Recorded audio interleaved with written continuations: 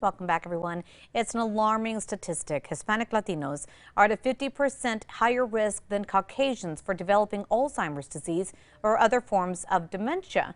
We are in the middle of Hispanic Heritage Month, and the Alzheimer's Association is reflecting on the health disparities that Hispanics are facing from a dementia perspective. I spoke with Tim Sheahan, Executive Director of the Alzheimer's Association New Mexico chapter, to find out what they're doing to observe Hispanic Heritage Month this year. Joining us this morning, we have Tim Sheahan, the Executive Director with the Alzheimer's Association of the New Mexico chapter. Good morning. Good morning. Thanks for having me on, You Crystal. bet. Thank you so much for joining us. We're covering a very important topic this morning. We're covering Alzheimer's Association and how you guys are observing Hispanic Heritage Month. Absolutely. Well, it's all about awareness.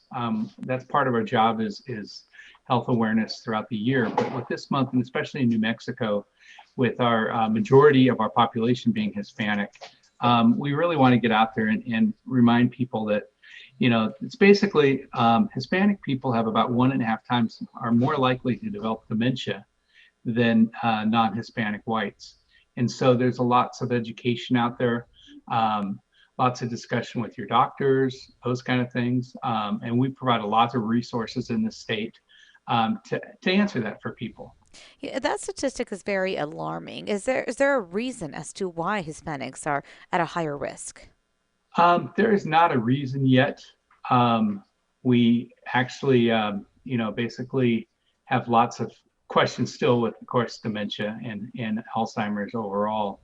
But the big thing is they feel that it's a couple things. It's lifestyle sometimes. It's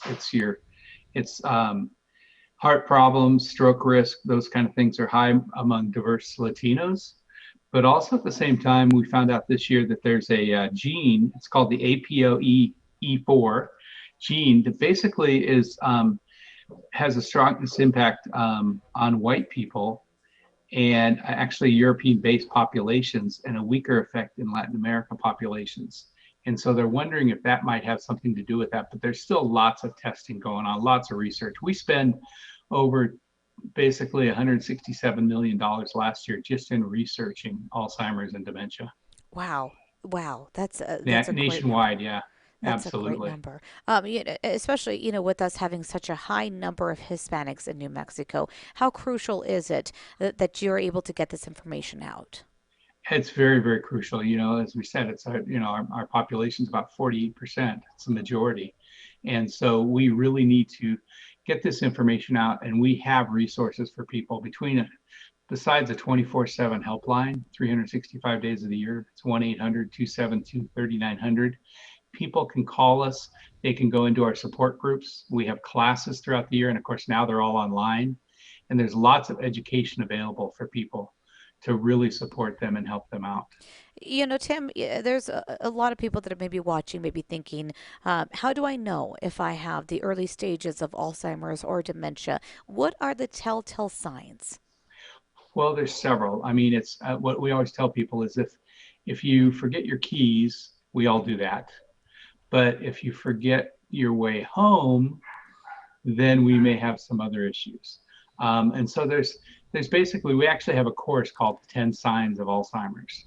And that's actually an online course that people can take, and really to understand some of those things, and then, get their backup as support of their doctor, not just their regular physician, but there's neurologists and everything else available. We have some great ones in this state that can really support us.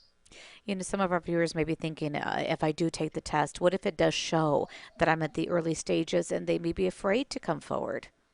Well, that's always a scare, to be real honest. I mean, my mother had dementia. My mother had Alzheimer's and was bedridden for 7.5 years. And so there are tests actually out there that supposedly can tell you that if you have it or not. But the scary part about it is if you take it and you have it, then there's so much up in the air still. hmm And that's where you guys come in. So Yes. despite the potential fear or the concern of it may be affecting my life right now, would you say it's best to know that way you can seek help? Well, I think so. I think just getting the guidance and the support. I mean, it's support more than anything. And one of the biggest things we support is the caregivers in the state. There's 43,000 people that we know have Alzheimer's in New Mexico right now. And we really think those are diagnosed. We really think that's probably twice as much. But there's 108,000 unpaid caregivers in the state, and we're here to support them also. And especially with our Hispanic families, a lot of people take care. There's a lot of in-home care. I'm going to take care of grandma, grandpa, or mom and dad, those kind of things. And it's part of the culture, and which is awesome. But it takes a lot of work, and sometimes we see these caregivers not taking care of themselves because they're trying to take care of their loved one. Tim, I know you gave us some sobering statistics when it comes to Alzheimer's in the Hispanic community. It's great that you guys are observing Hispanic Heritage Month. Very important. For our viewers at home who are thinking, where can I get more information? Where can they go? Well, sure, absolutely. They can go to our website, alz.org/New Mexico. They can call the 1-800-272-3900 number. That is 24/7, 365 days of the week, or 365 days of the year.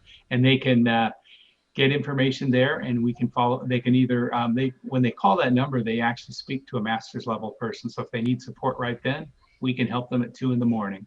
If not, we can follow up with them the following day.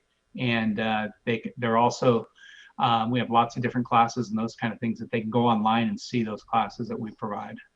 Tim, a very important conversation we had this morning. I want to thank you so much for joining us.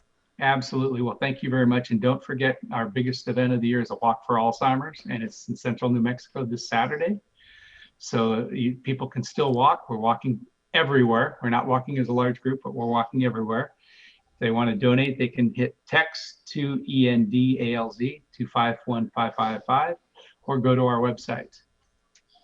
Perfect. Tim, I know you guys are doing great things for our community. Keep it up. Thank you very much. Appreciate it, Crystal.